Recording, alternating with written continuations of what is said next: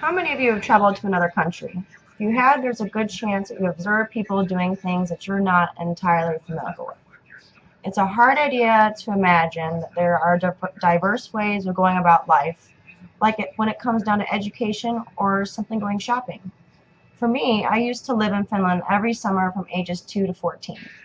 All my summerhood child memories are remembered and reminisced in Finland, the country of my ancestors. In all those experiences, I gained a lot of insight on my Finnish culture and how dissimilar life is over there compared to America. This informative speech will be mostly based upon my own understandings on how the Finnish people live their daily lives. I can remember when I was real little, when we first started going to Europe, um, there was nothing there that me and my sister liked to eat. The nearest place that was normal to us was McDonald's, which was probably a half-hour bus drive away. So I can remember my mom saying, okay, before we go, you need to go to the bathroom before we go. I said, okay, I'll go to the bathroom, which I did. And we took this 30-minute bus ride to our McDonald's, got our little Happy Meals, and at the end, when we were done eating, of course, I had to go to the bathroom. My mom rolled her eyes and said, okay, let's go to the bathroom. So we went all the way downstairs, which is where the bathroom was located. And I couldn't open up the bathroom stall. I couldn't figure out why. There was nobody in there. I didn't see anyone in there. My mom came up behind me with a little purse of change, you know, the euros that they have in Finland. And it costed 50 cents for us to go to the bathroom. I could not believe that it costed 50 cents just to use the restroom. It's something that in America, you know, that's a priority. When you have to go to the bathroom, you should be allowed to go to the bathroom without having to pay for it. So that's one of the weirdest things I've experienced in Finland that is very not like America. Also, I can remember when we would go out to eat, it was strange because it was such small portions of food. It wasn't like this big tray of food that you're used to in America. You go out to Chili's or Outback and they bring this big platter of food. And you're like, I can't eat all this. I'm going to eat a to-go box. Well, Finland, they're very precise and they don't like to waste things. They're very much about nature and conserving and being conservative.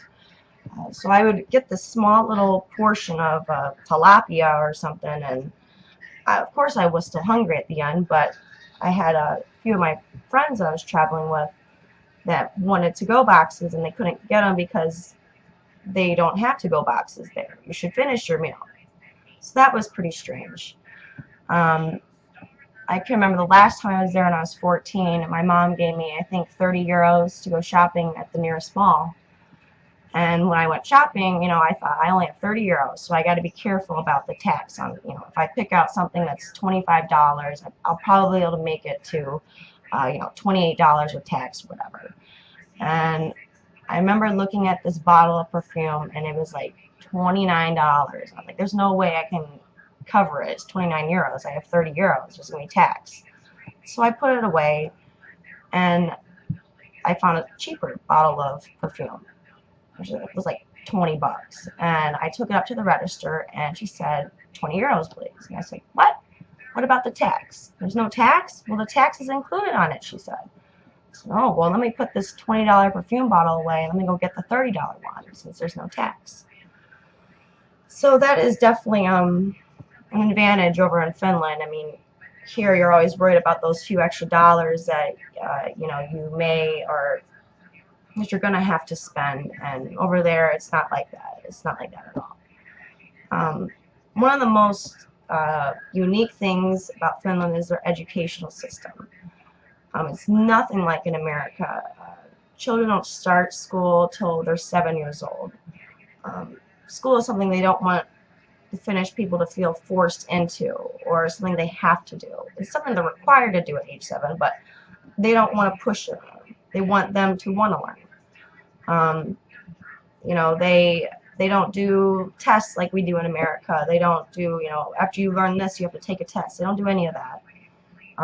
They don't have homecoming. They don't have prom.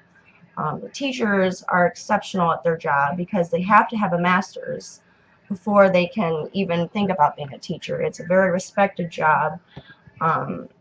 And it's so respected that the students are so respectful towards them. They don't even call them by Mr. or Mrs. They call them by their first name usually, or a nickname. And the classes are, you know, like science and stuff like that, but it's all very, very hands-on. And like I said, they don't have tests after each curriculum they learn. It's more like after each year they have a test to see what they've learned and what they can work on. Lionel Hancock, a journalist from the Smithsonian Newsletter, has said that teachers in Finland spend fewer hours at school each day and spend less time in classrooms than American teachers. Teachers use the extra time to build curriculums and assess their students. Children spend far more time playing outside, even in the depths of the winter. Homework is minimal. Required schooling does not begin until age 7. Finland has no hurry because children learn better when they are ready. So why stress them out? So the next kind of awkward thing I want to talk about is when I used to go to the beaches in Finland. Here I was, suited up in my swimsuit, and I get to the beach, and I notice almost half the people there are naked. And I all of a sudden just lost, you know, I was like, okay, well, I guess I feel confident now because I see all these other people that are naked, so I throw my towel down and go for a swim. But I almost felt very awkward, and none of them seemed to feel that way. They were all just jumping off this, you know, little tower and going right in the water, and you know, body parts are going everywhere, and no one is even mentioning that. They're just having a great time being who they are. And I thought that was really cool, but yet a little awkward for me. My dad still goes to Finland several times throughout the year. It's one of his favorite things to do, and he recently went there to have a 50th birthday party for one of his longest friends. And when he went there, the birthday party wasn't about the birthday guy. It was about my dad, and they were celebrating my dad and the relationship that they had gained throughout the years. And that was very strange because 50th birthday party is a big thing, and it was all about my dad. So in all, my experiences of living in Finland really had a positive impact on the way that I look at my culture and other cultures. It helped me shape me into the person I am today. Each culture has its uniqueness, whether, you know, it gives us an exceptional reason why we should take the opportunity to learn from one another. I live by the rule, just because you don't understand it doesn't make it wrong. Knowledge is power in this world. The more we absorb, the more we can realize and understand that our differences are what make this world go round. And here is a gift that my dad brought home for my kids, Suomi. That's the Finnish flag. They love it. They sleep with it. Thank you.